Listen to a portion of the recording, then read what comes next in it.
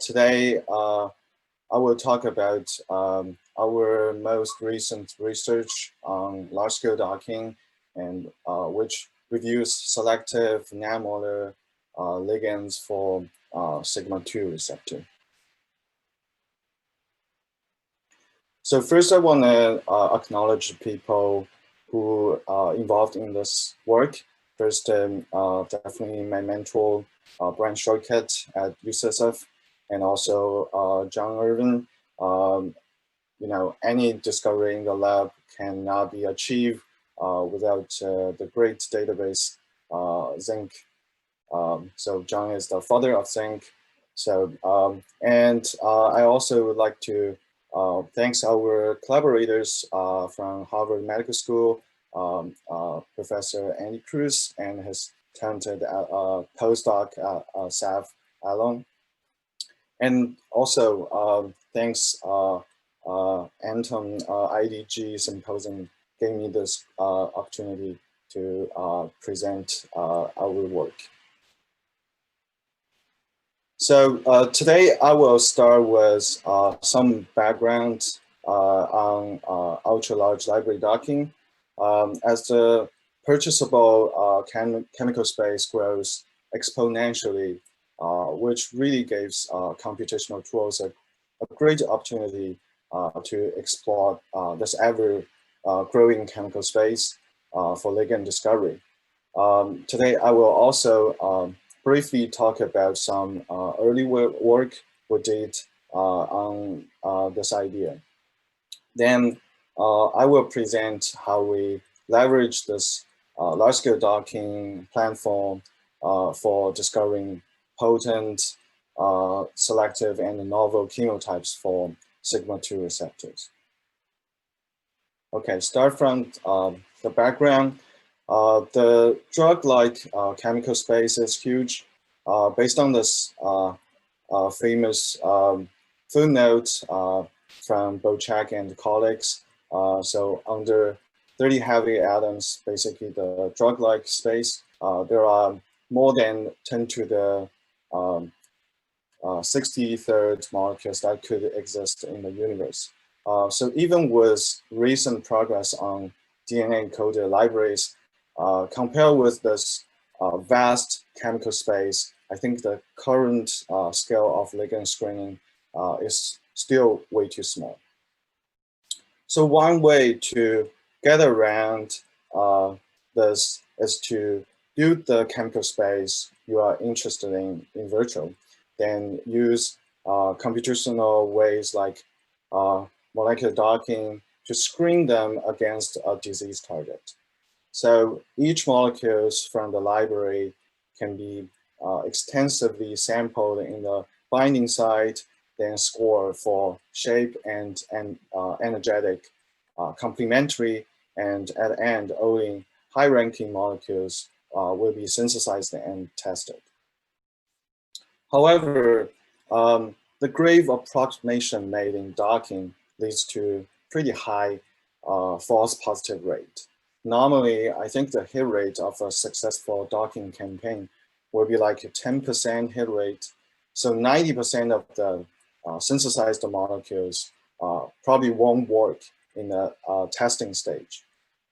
So if a prediction from this virtual library cost over $1,000, or take half a year for a PhD student in MedChem to synthesize it, then this high failure rate will definitely round most of the docking lab out of business.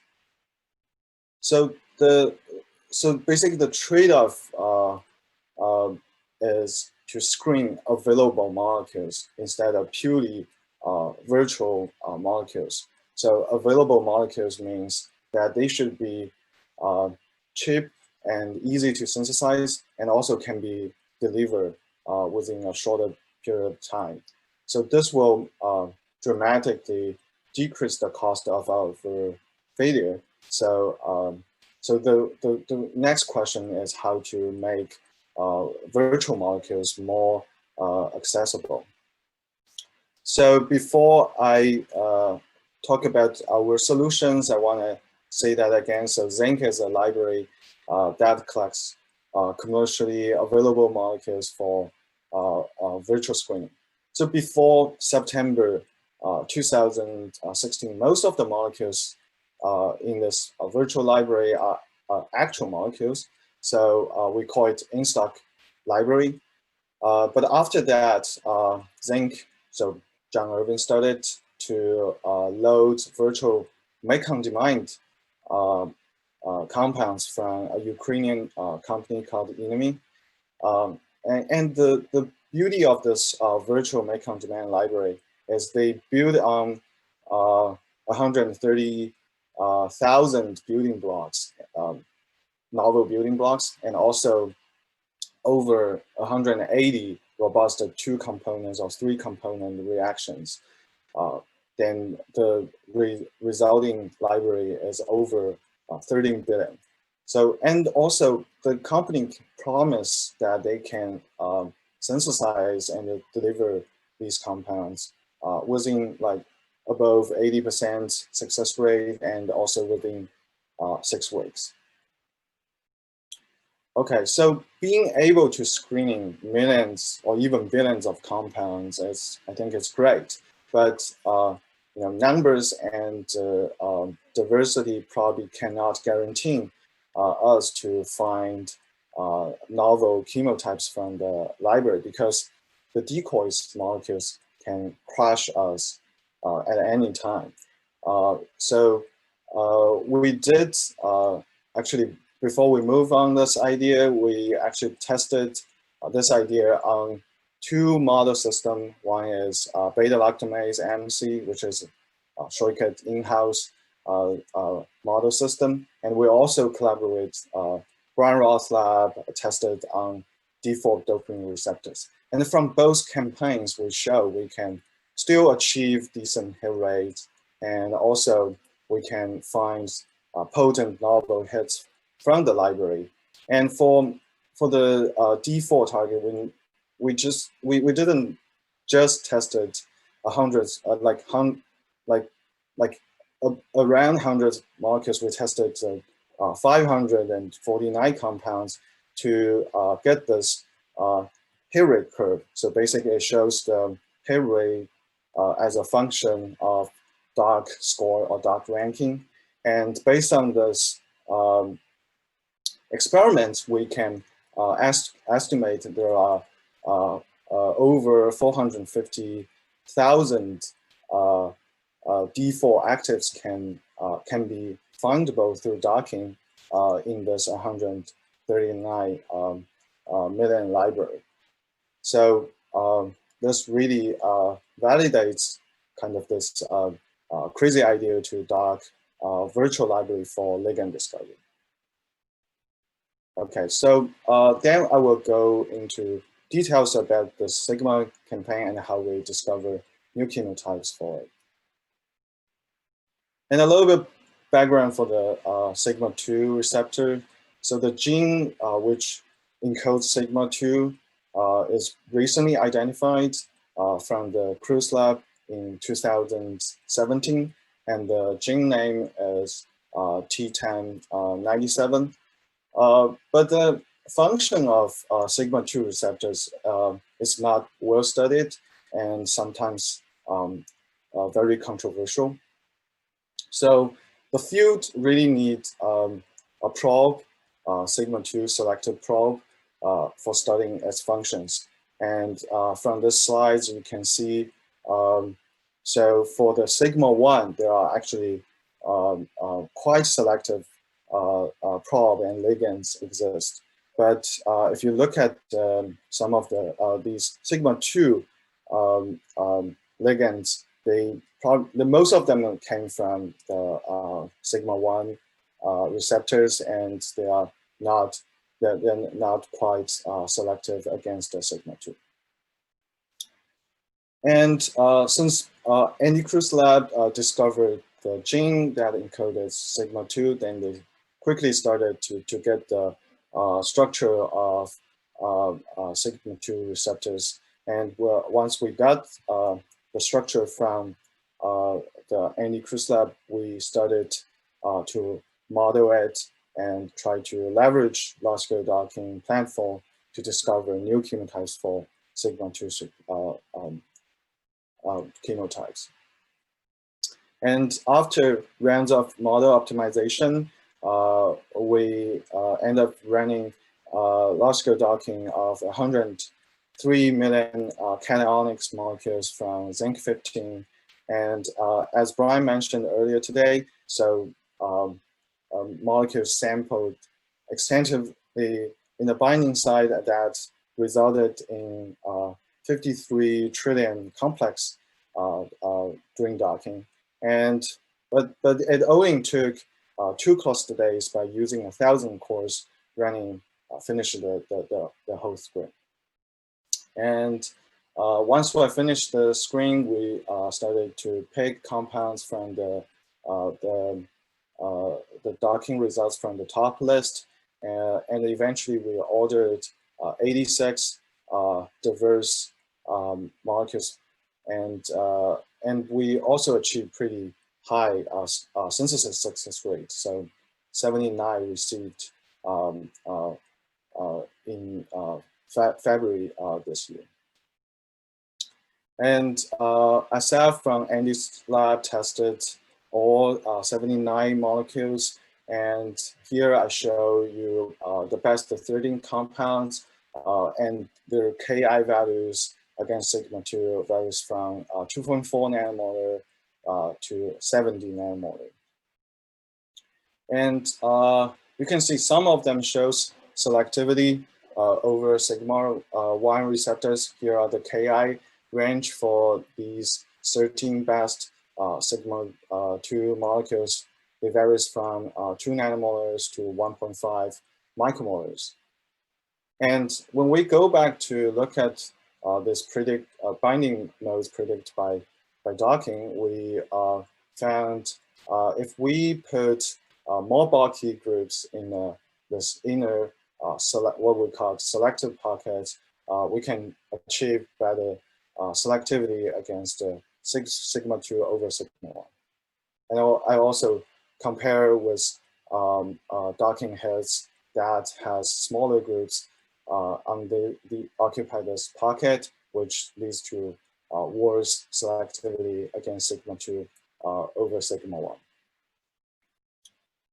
And once we got hits from the campaign, we started extensive analog by catalog through Zinc library, and we tested about 100 analogs for these 3 series, and for each series we got comparable compound or even better compounds. And the most interesting compound from this is this 5742. So it shows 47-fold selectivity against Sigma2 over Sigma1. And this analog 5220 is also an analog from 3233, and it's among the most potent Sigma ligands, and it shows 4 nanomolar against the Sigma2 and 30 nanomolar against Sigma1. And here is the docking predictor binding mode. So this compound can form the salt bridge with aspa29 and also hydrogen bound with clean 77. We are luckily collaborate with Andy's lab and got the crystal structure for this compound. And the crystal structure I shown here validates the docking prediction. And if you look at the RMSD comparison, they are fairly close to what we predicted from docking. And it also reviews a new water-mediated interaction between the azo indoor ring and the Glen 77. Okay, so the last question we actually ask us is, can we quantify how druggable the Sigma2 receptor is? So we plan to do a new hit rate curve as shown before in my talk, and try to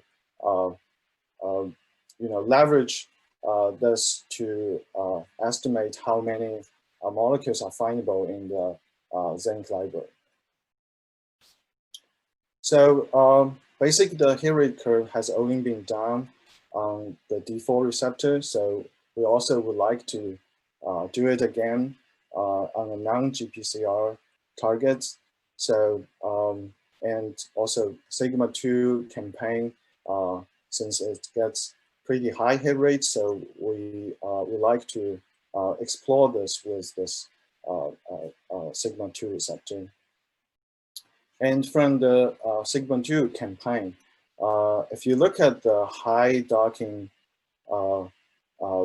ranking area, we tested 79 compounds, and we got a hit rate about, if we use, we tested at 1 micromolar, and if the ligand displays more than 50% radioligand, we basically use that metric to define the hit rate. Then the hit rate from this region is 66%.